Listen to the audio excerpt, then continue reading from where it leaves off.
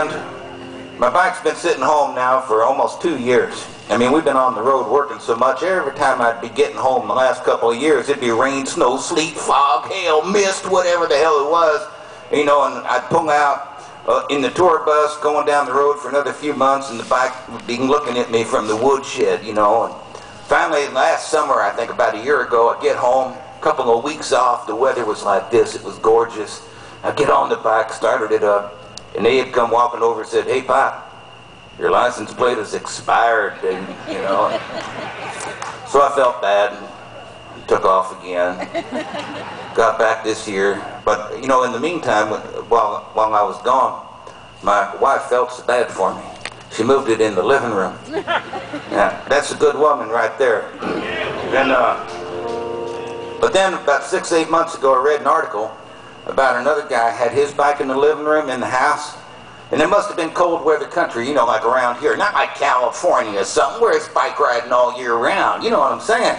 And the guy had it in the living room, tweaking on it all winter, you know, polishing the thing, tweaking whatever he could, and finally couldn't wait anymore. And he started it up there in the house, and the clutch was engaged, so it took off on him. He leapt for the thing, his hand caught the throttle, started dragging him round and round faster and faster in the living room, till finally he started going so fast, he went through the living room wall out into the street, where it crashed into a bunch of stuff. Now the guy's screaming, the bike's going down the road or something. The wife calls for the ambulance. The paramedics come, and they take him off to the hospital. A few hours goes by, she's thinking, well, might as well clean up. So she gets a shop vac out there in the living room or something, you know, cleaning up all the, whatever he had in there, all the gas and grease and oil-soaked rags, whatever. Put the whole thing, dumped it in the toilet in the bathroom, closed the door and left it there. The man comes back later that night. He's got his arms in casts out in front of him like this. He's walking into the house thinking, this would be a good time to go into the bathroom and light up a smoke or something. You couldn't make this up, right? I mean, the man, put this in your, I mean, the man walks in there.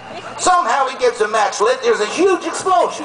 The fumes have been building up in the bathroom all day long. I mean, see this. The man is flying through the air with his arms out in front of him. His butt is now on fire. He's flying so fast he blows through the bathroom door, through the hallway, down into the living room where he had started earlier that day.